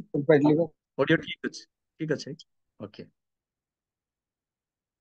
ତ ଯାହାକି ଗୋଟେ ଅସମ୍ଭବ ବିଷୟ ଅଟେ, ଯାହାକି ପୂରଣ ହେଇପାରିବ ନାହିଁ। ଆଉ ପାଣି ନିମନ୍ତେ ଶତ୍ରୁ ମାନଙ୍କ କବଳକୁ ଯାଇ ସେଠୁ ପାଣି ଆଣିବା ଆଉ ମୋ ଶୋଷକୁ କଣ କହନ୍ତି ପୁରା କରିବା, ଏହା ଗୋଟେ ଖାମଖିଆଲି ବିଷୟ ନୁହେଁ। ଦାଉଦ ନିରାଶଜନକ ପରିସ୍ଥିତିରେ ପଡି ଯାଇଛନ୍ତି, ହତାଶଜନକ ପରିସ୍ଥିତିରେ ପଡି ଯାଇଛନ୍ତି, ଆମେ ଏଠାରେ ଦେଖିପାରୁଛୁ। ତ ମୁଁ କଣ କହିଲି ନା, ଜଳର କୌଣସି ସ୍ୱାଦ ନାହିଁ, ଆମେ କେଉଁଠୁ ବି ଜଳପାନ କରିପାରିବା, ଆମ ଶୋଷକୁ ମିଟେଇ ପାରିବା। ତ କେବଳ ଯେ ଦାଉଦଙ୍କର ତୃଷା ବେଥଲେହେମର ଜଳ ନିମନ୍ତେ ତାହା ନୁହେଁ, ବରଂ ତାହା ଏବେ ତାଙ୍କ ତାଙ୍କ ପରିବାର, ତାଙ୍କ ଗୋଷ୍ଠୀ, ସେଟା ପରମେଶ୍ୱରଙ୍କର ମହିମାର ସ୍ଥାନ, ସେଇ ସ୍ଥାନ ଏବେ ପଲେଷ୍ଟିୟ ମାନଙ୍କ କବଳରେ ଅଛି। କିନ୍ତୁ ପରବର୍ତ୍ତୀ ସମୟରେ ଆମେ ଗୋଟେ ବିଷୟ ପାଠ କରିବା, ଇତିହାସକୁ ମୁଁ ପ୍ରଥମେ ଦୋହରେଇବା ପାଇଁ ଚାହୁଁଛି। ସେଇ ସ୍ଥାନକୁ ସେମାନେ ସେ ପୁନର୍ବାର ଅଧିକାର କରୁଛନ୍ତି, ଆଉ ସେତେବେଳେ ଦାଉଦ ନଗର ବୋଲି ହେଉଛି। ପ୍ରଥମ ବିଷୟ, ଆମେ ଯଦି ପ୍ରଥମ ବଂଶାବଳୀ 11 ଅଧ୍ୟାୟ 5 ପଦ ପଢିବା, କେହି ଜଣେ ପଢିଦେବା ଭଲ ହେବ, ଆମେ ପ୍ରମାଣର ସହିତ ଯିବା।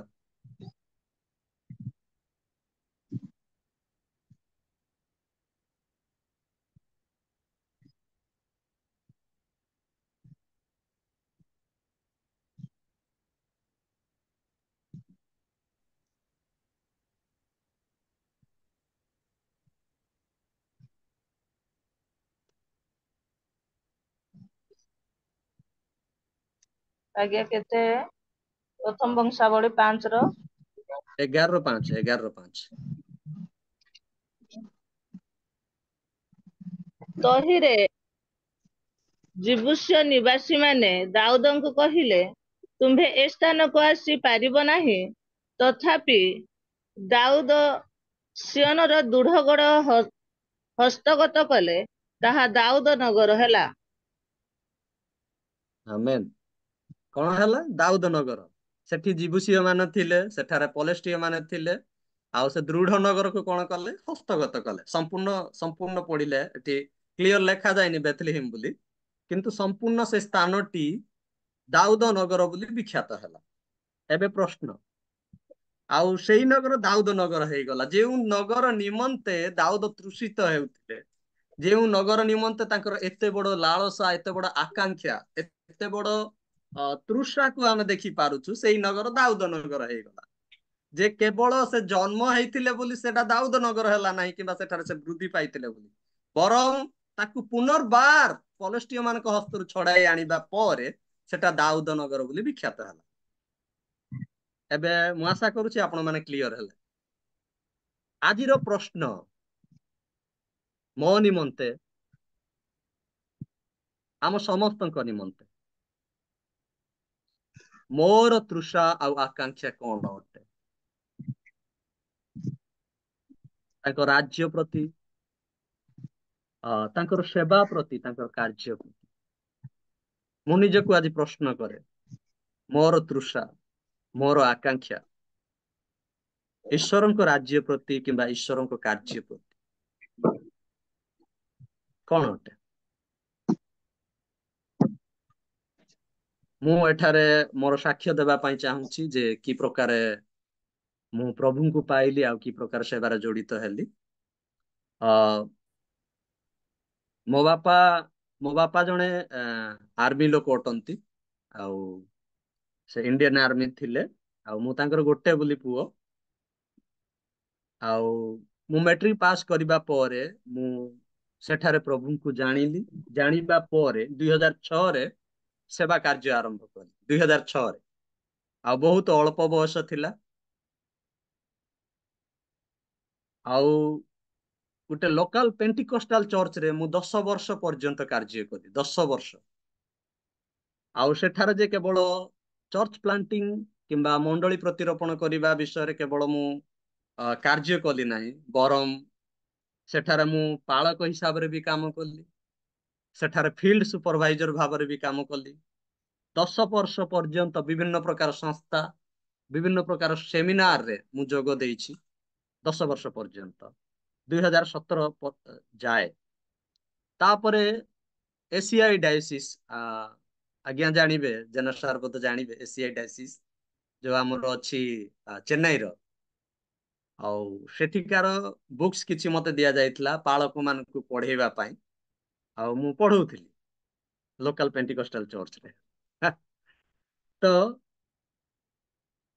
ଏ ପ୍ରକାରେ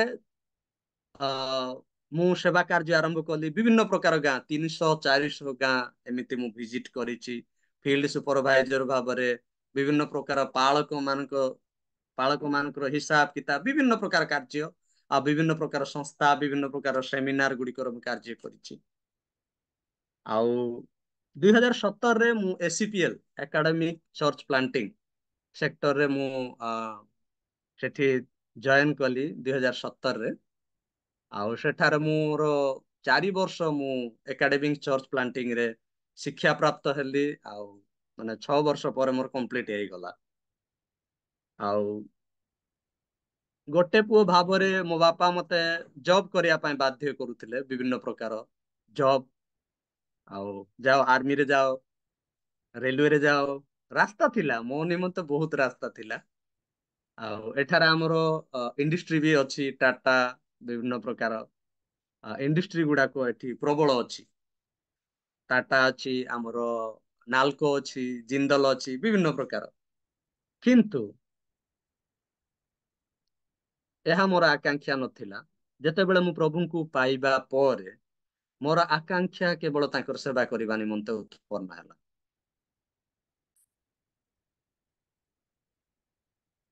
ସମସ୍ତ ବିଷୟ ମୋ ପାଖରେ ସୁଯୋଗ ସୁବିଧା ଥିଲା, କିନ୍ତୁ ମୋର ତୃଷା ସେଟା ନଥିଲା। ପଇସା ଇନକମ କରିବା କିମ୍ବା ବହୁତ ବଡ ଚାକିରି କରିବା, ଆଉ ଏଇ ସମସ୍ତ ବିଷୟ ମୋର ଆକାଂକ୍ଷା ନାହିଁ।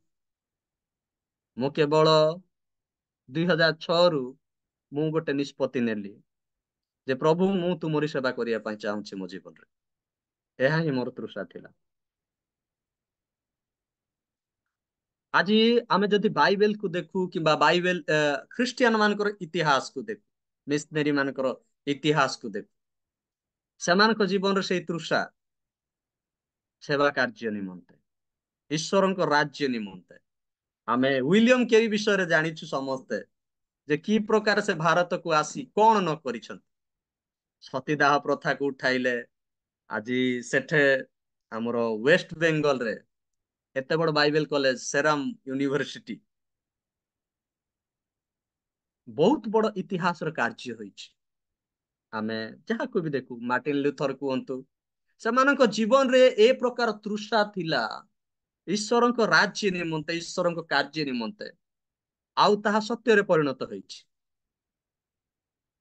ଆଜି ଆମେ ଏଠାରେ ଦାଉଦଙ୍କୁ ଦେଖୁଛୁ, ଯେଉଁ ତୃଷା, ତାହା କଣ ପାଲଟି ଯାଇଛି? ତାହା ଈଶ୍ୱରଙ୍କ ମହିମାର ସ୍ଥାନ ପାଲଟି ଯାଇଛି। ତାହା ଦାଉଦ ନଗର ପାଲଟି ଯାଇଛି। ତାହା ତାହା ଦେଇ, ସେଇ ନଗର ଦେଇ ଯୀଶୁ ଖ୍ରୀଷ୍ଟଙ୍କର ଜନ୍ମ ବି ହୋଇଛି। ଆଜିର ପ୍ରଶ୍ନ ଆମ ପାଇଁ ମୁଁ ପୁନର୍ବାର ପଚାରିବି, ମୋର ତୃଷା କଣ? ଆମେ ଦାଉଦଙ୍କ ଜୀବନରୁ ଆମେ ଶିଖୁଛୁ, ଦାଉଦ ଯେ କେବଳ ସେ କୂପର ଜଳ ଆଣିଦେଲେ ମୋର ତୃଷା ମିଟିଯିବ ତାହା ନୁହେଁ। ବରଂ ଦାଉଦ ତୃଷିତ ଥିଲେ ବେଥଲେହେମକୁ କେମିତି ପୁନର୍ବାର ପ୍ରାପ୍ତ ହେବେ, ପୁନର୍ବାର ଇସ୍ରାଏଲ ଅଣ୍ଡରକୁ ଆସିବ, ପୁନର୍ବାର ସେ ଈଶ୍ୱରଙ୍କ ମହିମା ନିକଟକୁ ଫେରିବ। ଆଜିର ବିଷୟ ହଉଛି ତାହା। ମୋର ତୃଷା କଣ ଅଟେ? ଈଶ୍ୱରଙ୍କ ନିମନ୍ତେ, ଈଶ୍ୱରଙ୍କ ରାଜ୍ୟ ନିମନ୍ତେ, ଈଶ୍ୱରଙ୍କ କାର୍ଯ୍ୟ ନିମନ୍ତେ। ଏହା ହେଲା ପ୍ରଥମ ବିଷୟ। ଆମେ ଦାଉଦଙ୍କର ତୃଷା ବିଷୟରେ ଦେଖିଲୁ। ଆଉ ଦାଉଦଙ୍କ ତୃଷା ଆକାଂକ୍ଷା କଣ ଥିଲା, ଆଉ ତାହା କଣ ହେଲା? ଆମେ ଦ୍ୱିତୀୟ ବିଷୟ ଏବେ ଆଲୋଚନା କରିବା। ତାହା ହେଲା ସେଇ ତୃଷା ହେବା ପରେ ତାଙ୍କର ସୈନ୍ୟ ମାନଙ୍କର ବ୍ୟବହାର କଣ, ସେମାନଙ୍କର ମନୋଭାବ କଣ? ଆମେ କଣ ଦେଖିପାରୁଛୁ ଏଠାରେ? ଆମେ ସେଠି ପାଠ କରୁଛୁ ଯେ ତହିଁରେ ସେହି 3 ବୀର ପଲିଷ୍ଟିୟ ମାନଙ୍କ ସୈନ୍ୟ ମଧ୍ୟ ଦେଇ ପଶି ଯାଇ ବେଥଲିହିମ ନଗର ଦ୍ୱାର ନିକଟସ୍ଥ କୂପରୁ ଜଳ କାଢି ଦାଉଦଙ୍କ ନିକଟକୁ ତାହା ଆଣିଲେ। କଣ ଆମେ ଦେଖୁଛୁ? ରିସ୍କି ଜୀବନ।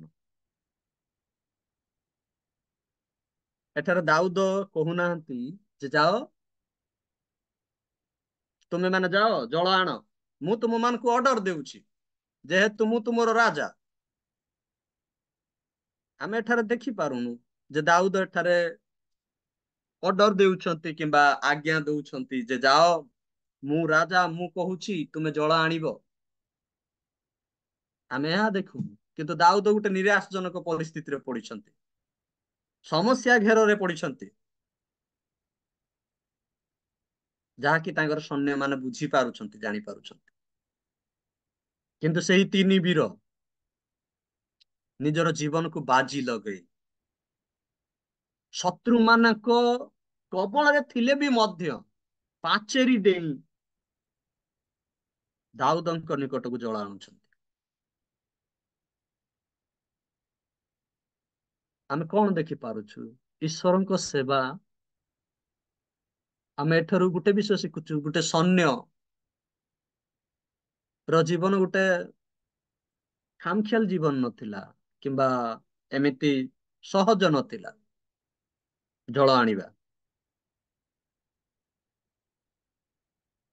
ଏହା ଗୋଟେ ବିପଦପୂର୍ଣ୍ଣ ବିଷୟ ଅଟେ। ପାଚେରୀ ଅଛି, ଘେରାଉ ଅଛି, ଶତ୍ରୁ ସୈନ୍ୟ ମାନେ ଘେରି ରହିଛନ୍ତି, ଆଉ ସେଠାରୁ ଜଳ ଆଣିବା ଏଟା ଗୋଟେ ସହଜ ବିଷୟ ନୁହେଁ। ଏଠାରେ ପ୍ରାଣ ବି ଯାଇପାରେ। କିନ୍ତୁ ତାଙ୍କର ଯେଉଁ ଆକାଂକ୍ଷା, ଦାଉଦଙ୍କର ଯେଉଁ ଆକାଂକ୍ଷା, ଯେଉଁ ତୃଷା, ତାଙ୍କର ବୀର ମାନେ ନିଜ ଜୀବନର ବାଜି ଲଗେଇ ଆଣୁଛନ୍ତି।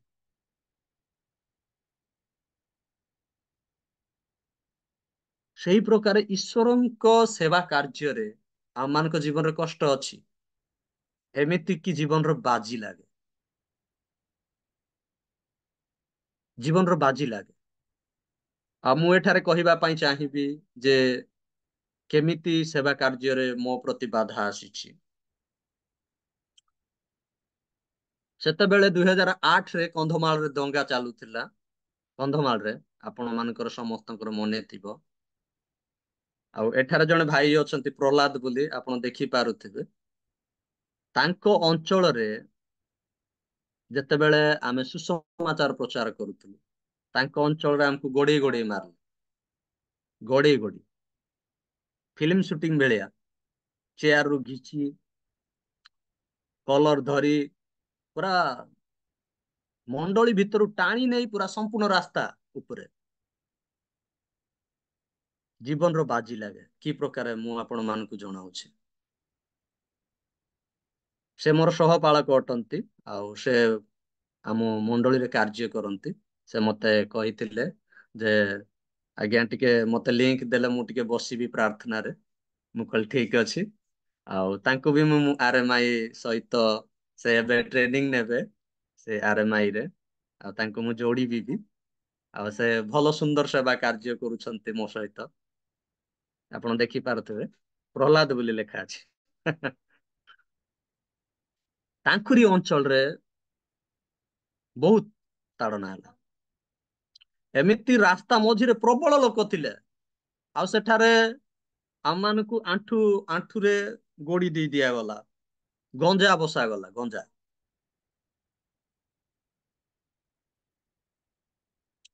ତାପରେ କେବଳ ଯେ ସେଠାରେ ହେଇଛି ତାହା ନୁହେଁ, ତାହା ଗୋଟେ ବହୁତ ବଡ, ସେହି ଦିନ ବହୁତ ଭୟଙ୍କର ଥିଲା, ବହୁତ ଭୟଙ୍କର। ସମ୍ପୂର୍ଣ୍ଣ ଗ୍ରାମବାସୀ, ସାହିବାସୀ ସବୁ ଉଠି ଯାଇଥିଲେ। ଯୋଉମାନେ ଟିକେ ଚିହ୍ନା ବି ଥିଲେ, ସେମାନେ ବି ବାଡି ଠେଙ୍ଗା ବିଭିନ୍ନ ପ୍ରକାର ବିଷୟ ଥିଲେ। ଏମିତି କି ମୋର କଲର ଧରି ପୁରା ସମ୍ପୂର୍ଣ୍ଣ ରୂପେ ଘୋଷାଡି ନେଲେ, ମାନେ ମତେ ବିଧା, ବକ୍ସିଂ, ଏ ସମସ୍ତ ବିଷୟ ହେଲା।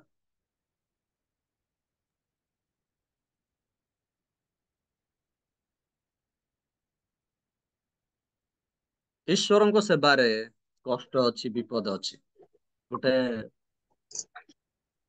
ଏହା ଗୋଟେ ଖାମଖିଆଲି ବିଷୟ ନୁହେଁ, ସହଜ ବିଷୟ ନୁହେଁ। ଈଶ୍ୱରଙ୍କ ସେବା କରିବା ବହୁତ ଯନ୍ତ୍ରଣାଦାୟକ।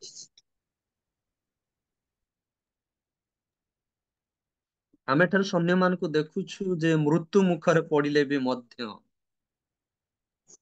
ସେ ରାଜା ନିମନ୍ତେ ସେ ସେମାନେ ଯେ ରାଜାର ଅର୍ଡର ମାନୁଛନ୍ତି ତାହା ନୁହେଁ। ରାଜା ଏଠାରେ ଅର୍ଡର କରୁନାହାନ୍ତି। ଯେହେତୁ ଦାଉଦଙ୍କୁ ସେମାନେ ପ୍ରେମ କରନ୍ତି, ଦାଉଦଙ୍କ ସହିତ ସେମାନେ ଅଛନ୍ତି, ତାଙ୍କର ମନୋଭାବକୁ ସେମାନେ ବୁଝି ପାରୁଛନ୍ତି, ଆଉ ସେଇ ଅନୁସାରେ ନିଜର ଜୀବନର ବାଜି ଲଗେଇ ସେମାନେ କାର୍ଯ୍ୟ କରୁଛନ୍ତି। କେବଳ ସେଠାରେ ନୁହେଁ, ଆଉ ସେତେବେଳେ 2007-8 ବେଳକୁ ମୁଁ ସାଇକେଲରେ ସେବା କାର୍ଯ୍ୟ କରୁଥିଲି। 2 ଜଣ ଗୁଣ୍ଡା ଆସିଲେ, ଆଉ ମୁଁ ସାଇକେଲରେ ଓହ୍ଲେଇଛି, ଆଉ ସେମାନେ ବାଇକ୍ ମୋ ଆଗରେ ଠିଆ କରି କହିଲେ ଆମେ ତତେ ମାରିଦେଇ ଏଠି ଟିକ ଟିକ କରିଦବୁ, ତତେ କାଟିକି କେନାଲ ନାଳରେ ଫିଙ୍ଗି ଦଉ, ସେ ପ୍ରକାର ପରିସ୍ଥିତି ହେଇଛି।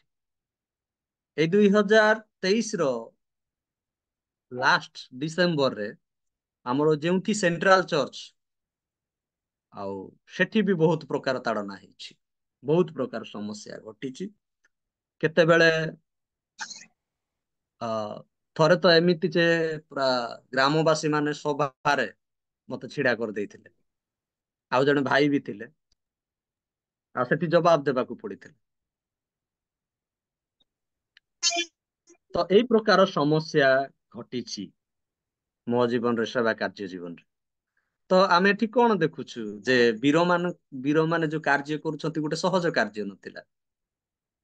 ନିଜ ଜୀବନକୁ ବାଜି, ମାନେ ମୃତ୍ୟୁ ସହିତ ସମାନ, ମାନେ ମୃତ୍ୟୁ ଆଗରେ ଅଛି, କିନ୍ତୁ ରାଜାଙ୍କ ସହିତ ତାଙ୍କର ଯୋଉ ଘନିଷ୍ଠ ସମ୍ପର୍କ ଆଉ ପ୍ରେମ ତାଙ୍କୁ ରୋକୁ ନାହିଁ ସେଠାରୁ ଜଳ ଆଣିବା ପାଇଁ।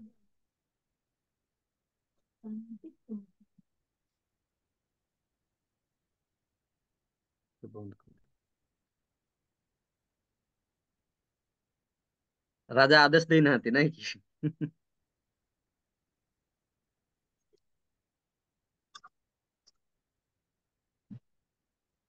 ବେଳେ ବେଳେ ଆମର ସେବା କାର୍ଯ୍ୟ କଣ ହୋଇଥାଏ ଆମ ମାନଙ୍କ ଜୀବନରେ, ଆମେ ଯେତେବେଳେ ଈଶ୍ୱରଙ୍କ ନିମନ୍ତେ କିଛି କରିଥାଉ, ସେବା କାର୍ଯ୍ୟ କରିଥାଉ, ଆମେ କେମିତି କରିଥାଉ? ଆ ସମ୍ମାନ ପାଇବା ନିମନ୍ତେ,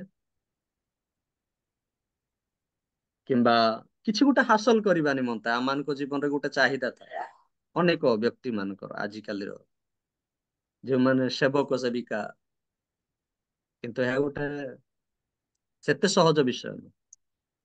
ଆମେ ଆଦ୍ୟ ମଣ୍ଡଳୀ ଦେଖୁ କିମ୍ବା ଇତିହାସକୁ ବି ପଢି ଆମେ ଦେଖୁ, ଯେଉଁମାନେ ଈଶ୍ୱରଙ୍କ ନିମନ୍ତେ ସେବା କାର୍ଯ୍ୟ କରିଛନ୍ତି, ଈଶ୍ୱରଙ୍କ ନିମନ୍ତେ, ସେମାନେ ବିପଦ ତାଡନା ଏମିତିକି ମୃତ୍ୟୁର ବି ସମ୍ମୁଖୀନ ହୋଇଛନ୍ତି। ଆମେ ପାଉଲଙ୍କ ତାଡନା ବିଷୟରେ ଟିକେ ପଢିଦେବା, ଆଉ ତାପରେ ମୁଁ ଥାର୍ଡ ପଏଣ୍ଟକୁ ଯିବି। 6ଟା ବାଜିଗଲା। ଆଉ ସାର୍, ଆଉ କେତେ ମିନିଟ ନେଇପାରିବି? 15 ମିନିଟ ନେବି କି? ଠିକ ଅଛି, ଧନ୍ୟବାଦ। ଆମେ ଟିକେ ପଢିଦେବା ଦ୍ୱିତୀୟ କରିନ୍ଥିୟ ତାର 11 ଅଧ୍ୟାୟ 23 ରୁ 28 ପଦ। ଆମେ ପାଉଲଙ୍କର କଷ୍ଟ ଯନ୍ତ୍ରଣା ବିଷୟରେ ଟିକେ ପାଠ କରିବା।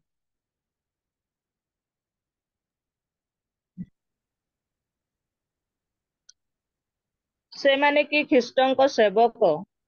ମୁଁ ପାଗଳ ପରି କହୁଅଛି, ମୁଁ ଅଧିକ ରୂପେ ଖ୍ରୀଷ୍ଟଙ୍କର ସେବକ। ଅଧିକ ପରିଶ୍ରମ କରିବାରେ, ଅଧିକ କାରାବାସ ଭୋଗରେ, ଅପରିମିତ ପ୍ରହାର ସହ୍ୟ କରିବାରେ, ବାରମ୍ବାର ମୃତ୍ୟୁର ସମ୍ମୁଖୀନ ହେବାରେ, ମୁଁ ଯିହୁଦୀମାନଙ୍କ ଠାରୁ 5 ଥର 39ଟି ପ୍ରହାର ପାଇଅଛି, 3 ଥର ବେତ୍ରାଘାତ, ଥରେ ପ୍ରସ୍ତରାଘାତ, 3 ଥର ଜାହାଜ ଭଙ୍ଗ ସହିଅଛି, ଅଗାଧ ଜଳରେ ଦିବାରାତ୍ର କ୍ଷେପଣ କରିଅଛି, ଅନେକ ଥର ଯାତ୍ରା କରିବାରେ, ନଦୀର ବିପଦରେ, ଡକାୟତଙ୍କ ବିପଦରେ, ସ୍ୱଜାତି ଠାରୁ ବିପଦରେ, ବିଜାତି ମାନଙ୍କ ଠାରୁ ବିପଦରେ, ନଗରର ବିପଦରେ, ପ୍ରାନ୍ତରର ବିପଦରେ, ସମୁଦ୍ରର ବିପଦରେ, ଭଣ୍ଡ ଭାବବାଦୀ ମାନଙ୍କ ଠାରୁ ବିପଦରେ, ପରିଶ୍ରମ ଓ କଷ୍ଟ ଭୋଗରେ, ଅନେକ ଥର ଉଜାଗରରେ, ক্ষୁଧା ଓ ତୃଷାରେ, ଅନେକ ଥର ଉପବାସରେ, ଶୀତ ଓ ଉଲଙ୍ଗତାରେ, ଅବଶିଷ୍ଟ ସମସ୍ତ ବିଷୟ ଛଡା ଆଉ ଗୋଟିଏ ବିଷୟ ପ୍ରତିଦିନ ମୋ ଉପରେ ମାଡ଼ି ପଡୁଅଛି, ଅର୍ଥାତ୍ ମଣ୍ଡଳୀ ସମୂହ ନିମନ୍ତେ ଚିନ୍ତା।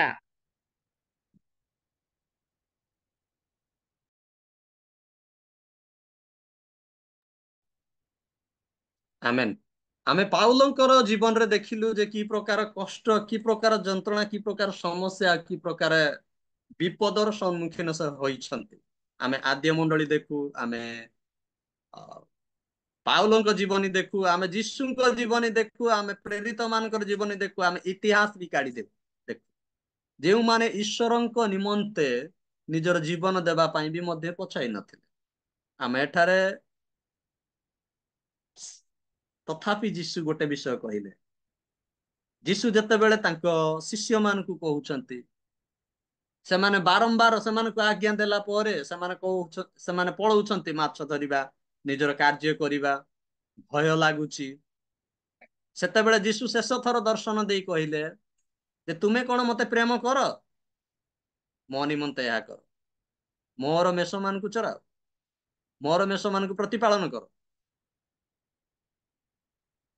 ସେଇ ପ୍ରେମ, ଯଦି ଈଶ୍ୱରଙ୍କର ସେଇ ପ୍ରେମ, ସେଇ ତୃଷା, ସେଇ ଆକାଂକ୍ଷା ଈଶ୍ୱରଙ୍କ ରାଜ୍ୟ ପ୍ରତି, ତେବେ ଆମ ନିମନ୍ତେ ସେ କଷ୍ଟ, ସେ ଯନ୍ତ୍ରଣା, ସେ ବିଷୟ, ସମସ୍ତ ବିଷୟ ଆମକୁ ରୋକି ପାରିବନି ଈଶ୍ୱରଙ୍କ ନିମନ୍ତେ ଉତ୍ତମ କାର୍ଯ୍ୟ କରିବା ନିମନ୍ତେ କିମ୍ବା ତାଙ୍କ ରାଜ୍ୟ ନିମନ୍ତେ କୌଣସି ମହାନ କାର୍ଯ୍ୟ କରିବା ନିମନ୍ତେ।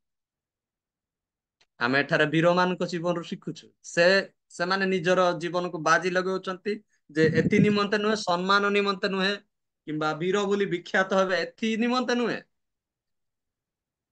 ବରଂ ରାଜାଙ୍କୁ ପ୍ରେମ କରୁଛନ୍ତି ଆଉ ନିଜ ଜୀବନର ବାଜି ଲଗାଉଛନ୍ତି। ଆଉ ସେଇ ବିଷୟ ଆମେ ଇତିହାସରେ ପରିଣତ ହେବାର ଦେଖୁଛୁ। ତୃତୀୟ ବିଷୟ, ଦ୍ୱିତୀୟ ବିଷୟ ଗଲା। ତୃତୀୟ ବିଷୟ ଆମେ କଣ ଦେଖୁଛୁ ଯେ ଦାଉଦ ସେ ବୀରମାନଙ୍କ ପ୍ରତି ତାଙ୍କର ମନୋଭାବ କଣ, ସେ ବୀରମାନଙ୍କ ପ୍ରତି ସେମାନେ ଜଳ ଆଣିଲେ କିନ୍ତୁ ତାଙ୍କର ମନୋଭାବ କଣ ସେ ପ୍ରତି ଆମେ ଦେଖୁଛୁ। 17 ପଦ, ଆଉ ଥରେ ଜଣେ ପାଠ କରିଦବା, ସରି 16 ପଦ, 16 ପଦ ଆଉ ଥରେ ଜଣେ ପାଠ କରିଦବା।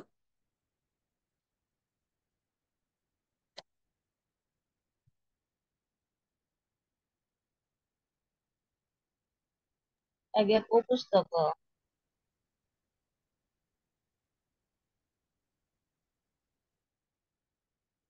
16 ପଦ, ଆମର ଦ୍ୱିତୀୟ ସାମୁଏଲ 23 ର 16 17 ପଦ।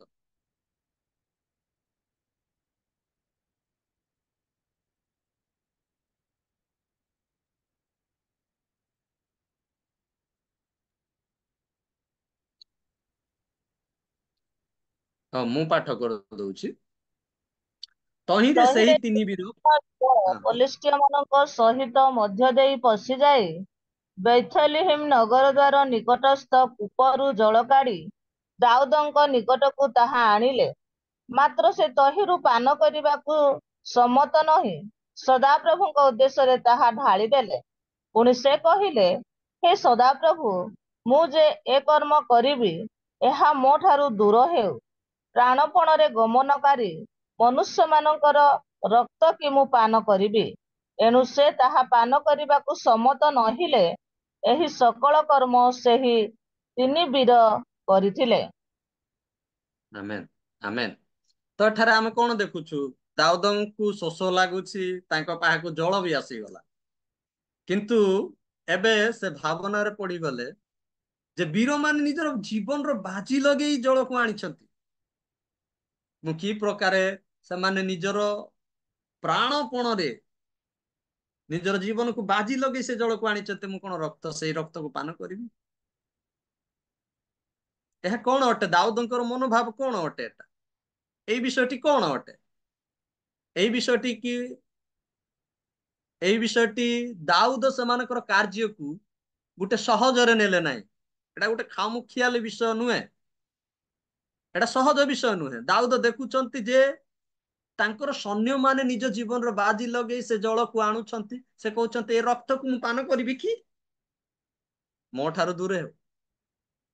କାହିଁକି ଦାଉଦ ଏ ପ୍ରକାର କଲେ? ସେ ଜଳକୁ ପରମେଶ୍ୱରଙ୍କ ଉଦ୍ଦେଶ୍ୟରେ ସେ ଢାଳିଦେଲେ।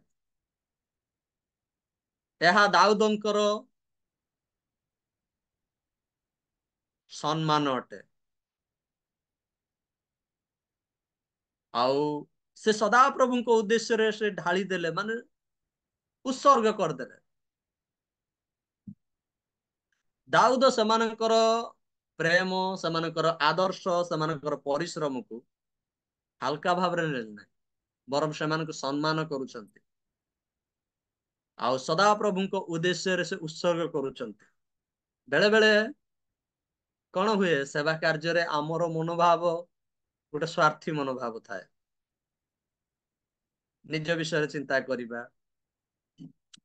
ନିଜ ଫ୍ୟାମିଲି ବିଷୟରେ ଅଧିକାଂଶ ଚିନ୍ତା କରିବା, ନିଜର ଚାହିଦା ବିଷୟରେ ଅଧିକ ଚିନ୍ତା କରିବା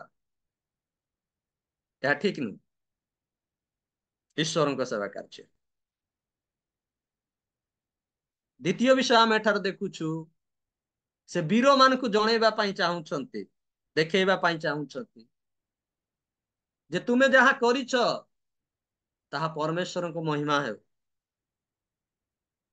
ମତେ ଦେଖ ନାହିଁ, ପରମେଶ୍ୱରଙ୍କୁ ଦୃଷ୍ଟିପାତ କର।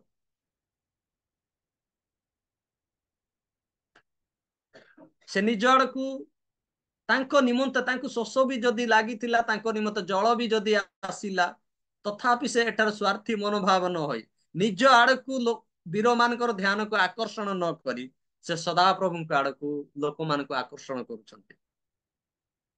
ସେ ଜଣେଇବା ପାଇଁ ଚାହୁଁଛନ୍ତି ଯେ ମହିମା କେବଳ ସଦାପ୍ରଭୁଙ୍କର, ସଦାପ୍ରଭୁଙ୍କର ମହିମା ହେଉ, ସଦାପ୍ରଭୁଙ୍କ ଉଦ୍ଦେଶ୍ୟରେ ଉତ୍ସର୍ଗ ହେଉ। ଆଜି ବେଳେ ବେଳେ ଯେତେବେଳେ ଆମେ ଆମର କାର୍ଯ୍ୟରେ ବି ସକ୍ସେସ ହେଇଥାଉ କିମ୍ବା କୌଣସି ବିଷୟରେ ଆମେ ପ୍ରାପ୍ତ ହେଇଥାଉ, ସେତେବେଳେ ଆମ ମାନଙ୍କ ଜୀବନରେ ଆମେ ମହିମା କରିବା ଭୁଲି ଯାଇଥାଉ। ଆମେ ଗୋଟେ ସ୍ୱାର୍ଥୀ ମନୋଭାବ କିମ୍ବା ଆମ ଭିତରେ ଗୋଟେ ଅହଙ୍କାର ଟାଇପ ର, ଅହଙ୍କାର ବିଷୟ ପ୍ରତି ଅହଙ୍କାର ଭଳି ଆମ ମାନଙ୍କର ମନୋଭାବ ହୋଇଥାଏ। କିନ୍ତୁ ଏଠାରେ ସେ ପ୍ରକାର ହେଇନି। ଏଠାରେ ଆମେ ଦେଖୁଛୁ ସେଇ ପ୍ରେମ, ସେଇ ଆଦର୍ଶ, ସେଇ ସମ୍ମାନ, ସେ ବୀର ମାନଙ୍କ ସମସ୍ତ କାର୍ଯ୍ୟ ପରମେଶ୍ୱରଙ୍କ ଉଦ୍ଦେଶ୍ୟରେ ଉତ୍ସର୍ଗୀକୃତ ହେଉଛି। ତ ଆମେ ତିନୋଟି ବିଷୟ ଆଜି ଏଠାରେ ଶିଖି ପାରିଲୁ। ମୋର କନକ୍ଲୁଜନ ହେଲା ଏହା ଯେ ପରମେଶ୍ୱର ସମସ୍ତଙ୍କୁ କିଛି ନା କିଛି ଦାୟିତ୍ୱ ଦେଇଛନ୍ତି, ସମସ୍ତଙ୍କୁ କିଛି ନା କିଛି କାର୍ଯ୍ୟ ଦେଇଛନ୍ତି, ଆଉ ଆମମାନଙ୍କ ଜୀବନରେ ତାଙ୍କ ରାଜ୍ୟ ନିମନ୍ତେ କିଛି ନା କିଛି ତୃଷା ଦେଇଛନ୍ତି, ଯେମିତି ଆମେ ତାକୁ ପୂରଣ କରିବା। ଆମେ କରିପାରିବାନି, କିନ୍ତୁ ଆମେ ତାହା ନିମନ୍ତେ ଚିନ୍ତା କରିପାରିବା ଆଉ ସେହି ଅନୁସାରେ କାର୍ଯ୍ୟ କରିପାରିବା। କନକ୍ଲୁଜନ ହେଲା ପ୍ରଥମ ବିଷୟ ଯେ ଈଶ୍ୱରଙ୍କ ସେବା କାର୍ଯ୍ୟ ନିମନ୍ତେ ମୋର ତୃଷା ଅଛି କି। ଦ୍ୱିତୀୟ ବିଷୟଟି ହେଲା ଈଶ୍ୱରଙ୍କ ସେବା କାର୍ଯ୍ୟରେ କିମ୍ବା ତାଙ୍କ ରାଜ୍ୟ ନିମନ୍ତେ ମୁଁ ଦୁଃଖ କଷ୍ଟ ଉଠେଇବା ପାଇଁ ପ୍ରସ୍ତୁତ ଅଛି କି। ତୃତୀୟ ବିଷୟ ହେଲା ଯାହା ଈଶ୍ୱର ମତେ ଦେଇଛନ୍ତି, ଯେଉଁ କାର୍ଯ୍ୟ ସମର୍ପଣ କରିଛନ୍ତି, ତାକୁ ମୁଁ ତାଙ୍କର ମହିମା ନିମନ୍ତେ ବ୍ୟବହାର କରୁଛି ନା ସ୍ୱାର୍ଥ ନିମନ୍ତେ ବ୍ୟବହାର କରୁଛି। ଏତିକି ହେଲା ବିଷୟ। ପ୍ରଥମ ତିମୋଥୀ 3:13 ପଢି ଆମେ ସମ୍ପୂର୍ଣ୍ଣ ଶେଷ କରିବା। ପ୍ରଥମ ତିମୋଥୀ ତାର 3:13 ଜଣେ ପାଠ କରିବା, ତାପରେ ଆମେ ଶେଷ କରିବା।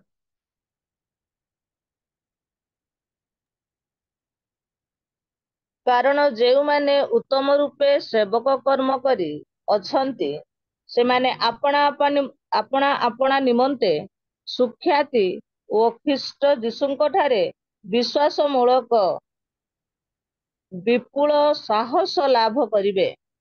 ଆମେନ୍। ଯେଉଁମାନେ ସତ୍ୟରେ ଈଶ୍ୱରଙ୍କ ସେବା କାର୍ଯ୍ୟ ଉତ୍ତମ ଭାବରେ କରିଛନ୍ତି, ଆଜି ଯେଉଁମାନେ ଯେତେ ଆମେ ପ୍ରଭୁଙ୍କର ସେବକ ସେବିକା ଅଛୁ, ଆମେ ସମ୍ମାନ ବି ପାଇବୁ, ଆମେ ବିପୁଳ ସାହସ ବି ପାଇବୁ। ସାହସ ଆମ ଭିତରେ ଆସିବ, ଅଟୋମେଟିକ ସେ ସାହସ ଆମ ମାନଙ୍କର ବୃଦ୍ଧି ପାଇବ।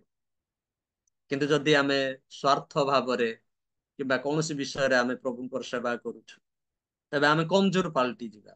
ପଇସା ନଥିବ କିମ୍ବା କୌଣସି ସମସ୍ୟା ଘଟିଲା, ଆମେ ଦୁର୍ବଳ ହେଇ ପଡିବା, କିମ୍ବା ତାଡନା ଘଟିଲେ ଦୁର୍ବଳ ହୋଇ ପଡିବା। କିନ୍ତୁ ଯେଉଁମାନେ ଉତ୍ତମ ଭାବରେ ସେବା କାର୍ଯ୍ୟ କରନ୍ତି, ସେମାନେ ବଳବାନ ହେବେ, ଆହୁରି ସାହସ ମଧ୍ୟ ପ୍ରାପ୍ତ ହେବେ। ତ ଏହା ଥିଲା ବେଥଲେହେମର ଇତିହାସ ଯୋଡି ଥିଲା, ଆଉ ଏହା ଥିଲା ଆଜିର ଶିକ୍ଷା।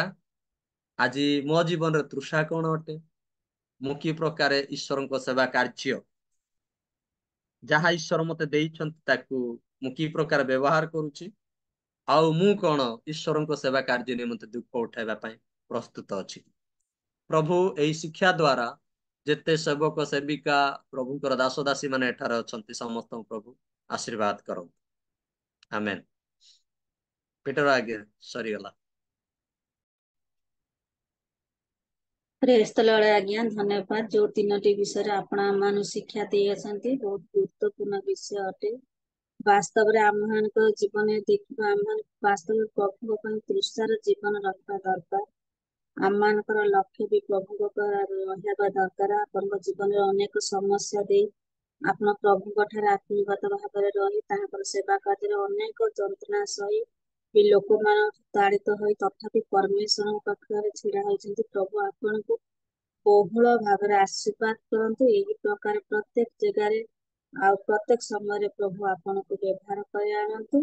ଏହି ପ୍ରକାର ଉତ୍ତମ ଶିକ୍ଷା ଦ୍ୱାରା ଆଗାମୀ ଦିନମାନଙ୍କ ନିମନ୍ତେ ପ୍ରଭୁଙ୍କର ରାଜ୍ୟ ନିମନ୍ତେ ଆପଣ ସମସ୍ତଙ୍କୁ ପ୍ରସ୍ତୁତ କରାନ୍ତୁ। ଧନ୍ୟବାଦ ଆଜ୍ଞା, ଅତି ଉତ୍ତମ ଶିକ୍ଷା ପାଇଁ, ଅତି ସୁନ୍ଦର ଶିକ୍ଷା ପାଇଁ। ପ୍ରଭୁ ଆପଣଙ୍କୁ ବହୁଳ ଭାବରେ ଆଶୀର୍ବାଦ କରନ୍ତୁ। ଆପଣ ଯୋଉ ପ୍ରକାର ବୁଝେଇଛନ୍ତି ଅତି ସରଳ ଭାବରେ, ମୁଁ ଆଶା କରେ ସମସ୍ତେ ଭଲ ଭାବରେ ବୁଝି ସାରିଛନ୍ତି। ସେଇ ବାକ୍ୟକୁ ନେଇ ପୁନରାବୃତ କରିବା କିଛି ବି ଆବଶ୍ୟକ ନାହିଁ। ତେଣୁକରିକି ମୋ ହୃଦୟର ସହିତ ତା ସହିତ ମଧ୍ୟ ଆମର ପୁରା ରିଲ୍ ମିନିଷ୍ଟ୍ରି ତରଫରୁ ପୁରା ଯେତେ ଜଣ ଆଜ୍ଞା ଆଉ ଦିଦି ମାନେ ବସି ସମସ୍ତଙ୍କ ତରଫରୁ ଆପଣଙ୍କୁ ଆମେ ଧନ୍ୟବାଦ ଜଣାଉଛୁ ଉତ୍ତମ ଶିକ୍ଷା ନିମନ୍ତେ। ଆସନ୍ତୁ ଏଇ ସମୟରେ ଆମମାନଙ୍କର ଗୋଷ୍ଠ ଆଜ୍ଞାକୁ ମୁଁ ଅନୁରୋଧ କରେ, ଯଦି